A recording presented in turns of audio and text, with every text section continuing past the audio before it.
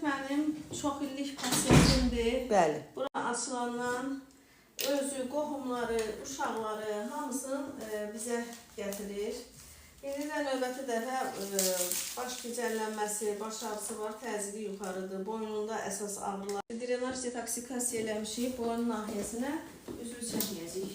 Boyun çoxdankı xəstəmdir. Yəni hər il demək olar ki, profilaktik olaraq belə olmaq lazımdır. Gəlir, həm drenaj detoksikasiya olur, xolesterin biraz çoxdur, damarlarındakı o pi yığıntılarıdır, lipid spektrində olan o xolesterin trigliseridlərə görə çox olduğu üçün drenaj detoksikasiya edirik, peroz şəkildə damarların için təmizləməkdən ötürü damcılar yazırıq xəstəmizə.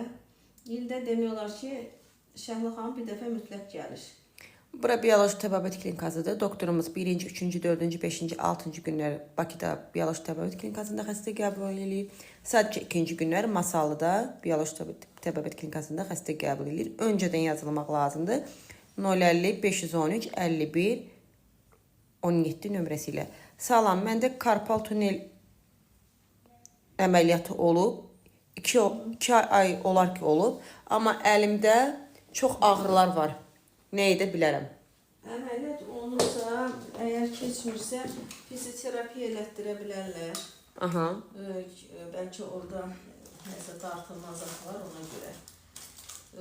Bizdən xəstəni görməmişik də, yəqin ki, müəyyən idman hərəkətləri lazımdır etmək. Doktor, soruşurlar ki, indi xanıma vurduğunuz iğnə nədir və niyə qırmızıdır? Xəstənin qanı ilə vururuq nöqtələrə, bioloji aktiv nöqtələrə. Xəstəmizdə təzyiq olur, təzyiqi 200-dən yuxarı qalxır. Ona görə həm sistem şəklində drenaj olunur, həm də qanla orada beyinə gedən damarlardır, boyun fəqərələridir. O yerlərə, nöqtələrə iğnə vururuq. Burada bu iğnələrin içərisində heç bir ağrı kəsici, heç bir keyləyici yoxdur. Ağrı kəsici də yoxdur, hormonal maddə də yoxdur. Sırf xəstənin qan dövranını bərpa etməkdən ötürü aparılan bir müalicə. Doktor, bu xanımdakı boyun ağrısı təzyiqdir, yoxsa başqa bir səbəbdən qaynaqlanır? Yox, təzyiq var, qanın demirəm, içərisində xolesterin, trigliseridləri çox olur, hədsiz dərəcədə. Yeməyinə də belə insanlar birinci fikir verməlidirlər. Çox yağlı, şirniyyatlı, xəmirli yeməklər yeyilməməlidir. Bəli. Eyni zamanda da başdakı nöqtələrə vururuq. Bəli. Çünki təzyiq var. Bu nöqtələr qaraciyərin meridianına aiddir. Qaraciyərin meridianı dolğun olur, xəstənin təpəsində ağrılar olur. Sonra burada demək bağırsaq, yoğun bağırsağın nöqtələrinə vururuq, hansı ki bu da təzyiqin normallaşmasına kömək edir. Və eyni zamanda ayaqdakı nöqtələr var. Onlardan da biz istifadə edirik. Salam, məndə osteoxondroz var, başım ağrıyır.